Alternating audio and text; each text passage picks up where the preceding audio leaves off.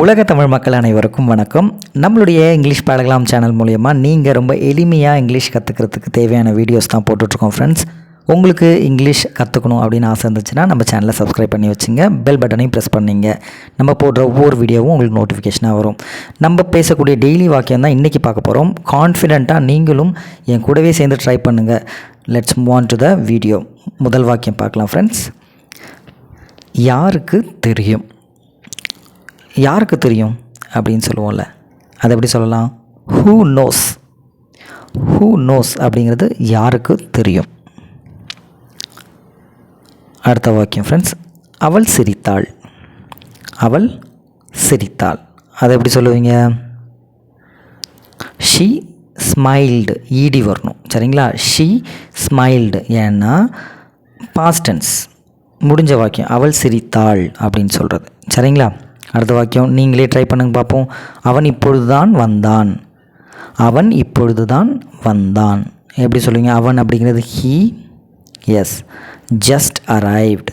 He just arrived அப்படின்னு சொல்கிறது தான் அவன் இப்பொழுது தான் வந்தான் அப்படின்னு சொல்கிறது. அடுத்த வாக்கியம் எனக்கு பசி இல்லை. இந்த வாக்கியம்லாம் நம்ம டெய்லி தினமும் பயன்படுத்தக்கூடிய வாக்கியங்கள் தான். எப்படி சொல்லலாம்? எனக்கு பசிக்கலப்பா எப்படி சொல்லலாம்? I'm not hungry. I'm not hungry அப்படிங்கிறது தான் எனக்கு பசிக்கலை அப்படின்னு சொல்கிறது. அடுத்த வாக்கியம் நாம் எங்கே இருக்கிறோம்? நம்ம எங்கேப்பா இருக்கிறோம்? ஸோ தெரியாத இடத்துல ஒரு ஊருக்கு போகும்போது நம்ம எங்கே இருக்கிறோம் அப்படின்னு கேட்போம்ல, அதுதான் where we are. Where we are. நாம் அப்படின்ற பட்சத்தில் நம்ம வி யூஸ் பண்ணணும் ஃப்ரெண்ட்ஸ். எங்கே அப்படிங்கிறதுக்கு உங்களுக்கு தெரியும் வேர், சரிங்களா? நான் நிறைய சாப்பிட்டேன். அப்படி இருக்கக்கூடிய வாக்கியத்தை பிரித்து பேசுங்க பார்ப்போம். நான் அப்படிங்கிறது ஐ. நிறைய சாப்பிட்டேன், டூ மச். நிறைய அப்படிங்கிறது டூ மச். சாப்பிட்டேன், ஈட், அதோட past ate. I ate too much. சிம்பிளாக இது மாதிரி அழகாக பிரித்து நீங்கள் பேசும்பொழுது ரொம்ப ரொம்ப ஈஸியாக இங்கிலீஷ் வந்துடும் ஃப்ரெண்ட்ஸ். உன் கையில் தான் இருக்குது. உன் அப்படிங்கிறதுனாலே உங்களுக்கு தெரியும் என்னது? யூ. எஸ், கையில். It is up to you. It is up to you. உன் கையில் தான்ப்பா இருக்குது, சரிங்களா? உன் கையில் தான் இருக்கிறது. It's up to you. என்னிடம் பொய் சொல்லாதே. என்கிட்ட பொய் சொல்லாதப்பா. என்கிட்ட பொய் சொல்கிறியா? பொய் சொல்லாத அப்படின்னு சொல்லுவோம்ல. ஸோ சின்ன சின்ன குழந்தைங்கள்ட்ட நம்ம பேசும்பொழுது, ஸோ பிள்ளைங்க விளையாட்டாக ஏதாவது சொல்லும். ஸோ அப்போ நம்ம சொல்லும்போது don't lie to me, don't lie to me அப்படின்னு சொல்லலாம். அடுத்த வாக்கியம் அவன் ஓட ஆரம்பித்தான். அவன் ஓட ஆரம்பிச்சிட்டான் அப்படின்னு சொல்லுவோம்ல, அது எப்படி சொல்லலாம்? அவன் அப்படிங்கிறது ஆட்டோமேட்டிக்காக உங்களுக்கு தெரியும். He began to run. He began to run அப்படிங்கிறது அவன் ஓட ஆரம்பித்தான் அப்படின்னு சொல்கிறது ஃப்ரெண்ட்ஸ். ஓகேங்களா? அடுத்ததான் அவன் இப்பொழுது தான் வந்தான். அவன் இப்போதான்ப்பா வந்தான், அதான் ஜஸ்ட் நவ், இப்போ தான் வந்தான் அப்படின்னு சொல்லுவோம்ல. He just arrived. He just arrived அப்படிங்கிறது அவன் இப்போது தான் வந்தான் அப்படின்னு சொல்கிறது, சரிங்களா? அவளிடம் கொடு. அவளிடம் கொடு, அதை அவள்கிட்ட கொடுப்பா அப்படின்னு சொல்லுவாங்கள்ல. ஸோ அவள் அப்படிங்கிறது உங்களுக்கு ஆட்டோமேட்டிக்காக தெரியும். ஷீயோட ஆப்ஜெக்ட் வந்து her. Give it to her. She அப்படிங்கிற சப்ஜெக்டாக எடுத்துக்கிட்டிங்கன்னா அதோட ஆப்ஜெக்ட் வந்து ஹர், அதான் கிவ் இட் டு ஹர் அப்படின்னு சொல்கிறது. நான் வேலை செய்து கொண்டிருக்கிறேன். நான் வேலை செஞ்சிட்ருக்கேன்ப்பா. கொண்டு அப்படிங்கிற வாக்கியத்தை நான் உங்களுக்கு சொல்லியிருக்கேன், ஐஎன்ஜி யூஸ் பண்ணணுன்னு. அப்போது I am working. I am working அப்படின்னு சொல்லணும், சரிங்களா? அடுத்த வாக்கியம் நான் மகிழ்ச்சியாக இருக்கிறேன். இந்த வாக்கியம் ஒரு அஃபர்மேஷன் மாதிரி. நீங்கள் தினமும் நான் மகிழ்ச்சியாக இருக்கிறேன், மகிழ்ச்சியாக இருக்கேன்னு சொல்லி பழகுங்க. இங்கிலீஷ்லேயும் சொல்லி பழகுங்க. I am happy. நிச்சயமாக நீங்கள் ஹாப்பியாக இருப்பீங்க. நம்ம சொல்லக்கூடிய வார்த்தை தான் நம்ம வாழ்க்கையில் பலிக்கும்னு சொல்லுவாங்க. ஸோ அது மாதிரி ஐ எம் ஹாப்பி அப்படின்னு நீங்கள் சந்தோஷமாக இல்லைன்னா கூட சொல்லி பாருங்கள். கண்டிப்பாக கூடிய சீக்கிரம் சந்தோஷமாக இருப்பீங்க. ஸோ நெக்ஸ்ட் வாக்கியம் ஃப்ரெண்ட்ஸ். பிறகு வரவும். பிறகு வரவும், அதை எப்படி சொல்லுவீங்க? சொல்லுங்கள் பார்ப்போம். Come back later. Come back later. அப்புறமா வாப்பா, அப்புறமா வாங்க அப்படின்னு சொல்லுவோம்ல, பிஸியாக இருக்கிறேன். So come back later. அது சாத்தியமா? அது சாத்தியமா எப்படி சொல்லுவீங்க? ட்ரை பண்ணுங்க பார்க்கலாம். அது சாத்தியமா? Is that possible? Is that possible அப்படிங்கிறது தான் சொல்கிறது, சரிங்களா? அடுத்த வாக்கியம் நான் அங்கு செல்லவா. நாங்கள் போவாப்பா. ஸோ அங்கே தானே போகணும் சார், நாங்கள் போவா அப்படின்னு கேட்போம்ல. ஸோ நான் அங்கு செல்லவா எப்படி சொல்லுவீங்க? நான் அப்படிங்கிறது ஆட்டோமேட்டிக்காக உங்களுக்கு தெரியும், ஐ யூஸ் பண்ணணும். Can I go there? Can I go there? அடுத்த வாக்கியம், நீங்கள் அதை பார்த்தீர்களா? நீங்கள் அதை பார்த்தீங்களா? நீங்கள் அதை பார்த்தீங்க அப்படின்னு கேட்போம்ல. அதாவது பார்த்தீங்களான்னு கூட கேட்காம நீங்கள் அதை பார்த்தீங்க அப்படின்னு கேட்டால் அது ஒரு கேள்வி மாதிரி தான். Did you see that? Did you see that அப்படின்னு கேட்குறது பார்த்தீங்களா அப்படிங்கிற ஒரு கேள்வி வாக்கியம். ஓ அது என்ன? ஓ அப்படின்னு போட்டாலே தமிழ் எப்படி ஓ அப்படின்னு கூப்பிட்றோமோ அதேமாரி இங்கிலீஷில் ஓஹெச் அப்படிங்கிறது ஓ. இது வந்து ஒரு ஆச்சரிய குறிக்குள்ள ஒரு வாக்கியம். Oh what is that? What is that அப்படின்னு கேட்குறது. படிப்படியாக முன்னேறணும்ப்பா அப்படின்னு சொல்லுவாங்களே. ஸோ படிப்படியாக எப்படி சொல்லுவீங்க? நீங்களும் படிப்படியாக கொஞ்சம் கொஞ்சமாக இங்கிலீஷ் கற்றுக்கணும் ஃப்ரெண்ட்ஸ், ஸ்டெப் பை ஸ்டெப். அதுக்காக தான் நானும் படிப்படியாக உங்களுக்காக வீடியோ போட்டுட்ருக்கிறேன். ஸோ கண்டிப்பாக நம்ம சீக்கிரம் படி ஏறிடுவோம். ஸோ அடுத்த வீடியோ கண்டிப்பாக அடுத்த வாக்கியம் பார்க்கலாம் ஃப்ரெண்ட்ஸ்.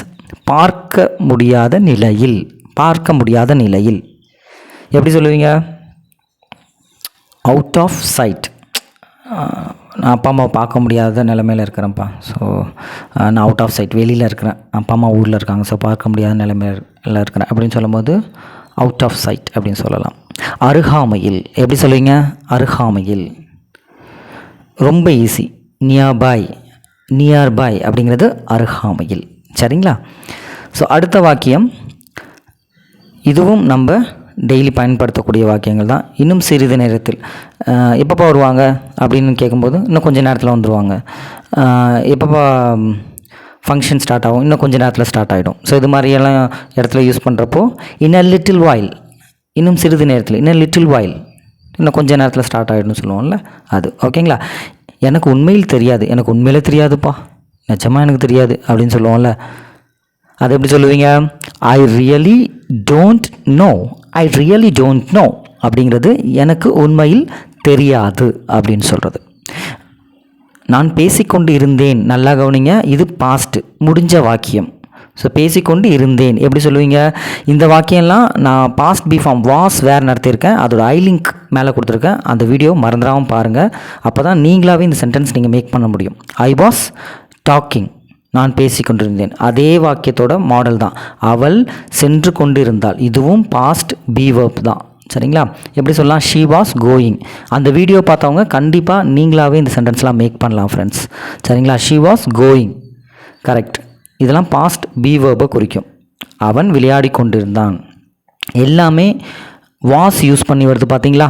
வாஸ் வேர், இதை பற்றின ஃபுல் எக்ஸ்ப்ளனேஷன் உங்களுக்கு தனியாகவே ஒரு வீடியோ போட்டிருக்கேன். He was playing. He was playing. Was வரும்போது பக்கத்தில் ஒரு ஆக்ஷன் போட்டு ஐஎன்ஜி போடணும் அப்படிங்கிறத தெளிவாக நான் உங்களுக்கு சொல்லி கொடுத்துருக்கேன். நான் வீட்டில் இருக்கிறேன் எப்படி சொல்லுவீங்க? I'm at home. I'm at home அப்படிங்கிறது நான் வீட்டில் இருக்கிறேன் அப்படின்னு சொல்கிறது ஃப்ரெண்ட்ஸ்.